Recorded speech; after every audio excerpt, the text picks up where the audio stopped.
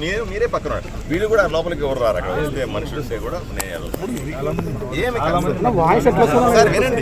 వినండి ఎట్లా వస్తుంది వాయిస్. అందరి మధ్య నేను హామీ ఇస్తాను, ఎట్టి పరిస్థితుల్లో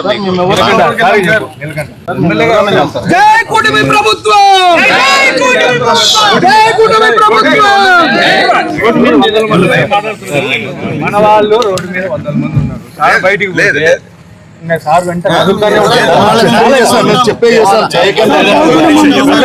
చెప్పిందే చేస్తాం. ఇప్పుడు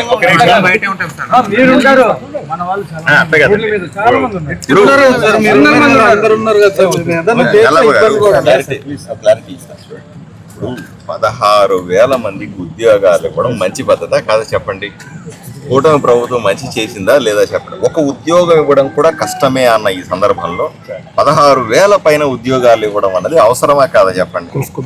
జగన్మోహన్ రెడ్డి గారు ముఖ్యమంత్రి ఒక్క ఉద్యోగం ఇవ్వలేదు, ఒక్క టీచర్ పోస్ట్ ఇవ్వలేదండి. మరి నేను పోయి చెప్పాలన్నా వద్దా? వాళ్ళకి నిజంగా డౌట్లు ఏవో ఉన్నాయి. లేకపోతే ఇప్పుడు ముఖ్యమంత్రి చెప్పినారండి, చంద్రబాబు నాయుడు గారు చెప్పారు, అయ్యా మీకు ఏదైనా డౌట్లు ఉంటే మేము క్లారిఫై చేస్తామన్నారు. విద్యాశాఖ మంత్రి నారా లోకేష్ బాబు గారు చెప్పారు, అయ్యా మేము తప్పనిసరిగా మీకు క్లారిఫై చేస్తామన్నారు. మంత్రులంతా చెప్పారు, అందరు నాయకులు చెప్తాను, అయ్యా మీకు ఏ చిన్న డౌట్ ఉన్నా క్లారిఫై చేసే బాధ్యత మాది అని చెప్తున్నారు.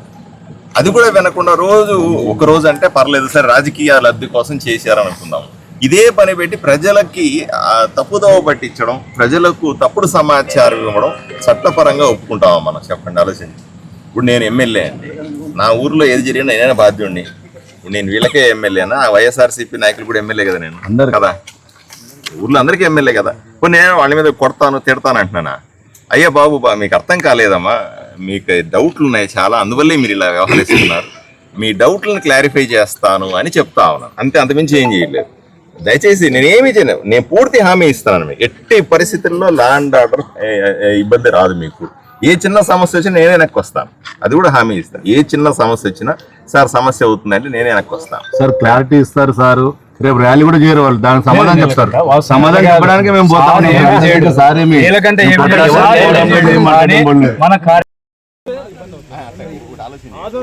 మేమంతా పోయినాము కూడా అనుకోండి సార్, మేమేం రాళ్ళు వేసి కొడతామా కదా, మేము దాడి చేస్తామా? పోయినా మీకు లా అండ్ ఆర్డర్ ప్రాబ్లం వస్తుందా? ఏ విధంగా వస్తుంది చెప్తే నేను నిజంగా మీకు కోఆపరేట్ చేయడానికి నేను ఉన్నాను. అక్కడ సమాధానం చెప్పడానికి వెళ్తున్నాను సార్, అంతే. డిఎస్సీ మీద సమాధానం, డిఎస్సీ మీద మన కార్యకర్తలు విపరీతంగా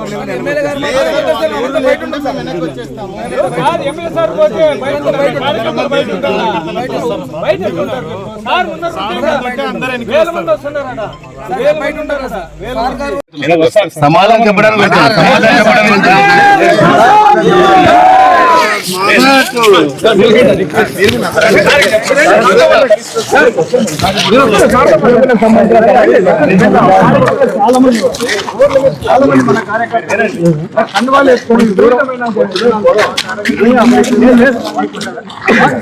ఇంటి దగ్గరే ఆపడం కరెక్ట్ కాదు.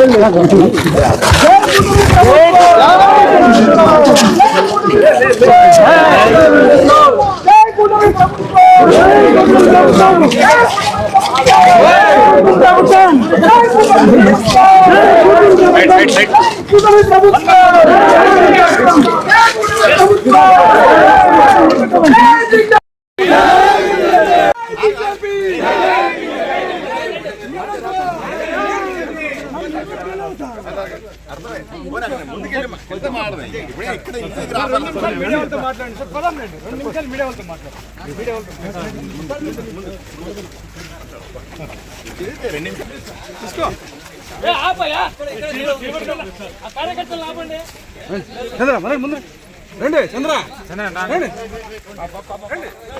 భారత్ మాతా కీ జై, భారత్ మాతా కీ జై, జై కూటమి, జై జై కూటమి, జై కూటమి, జై జై కూటమి, జై కూటమి, జై జై కూటమి, జై కూటమి, జై జై కూటమి, భారత్ మాతా కీ జై, జై కూటమి, జై కూటమి.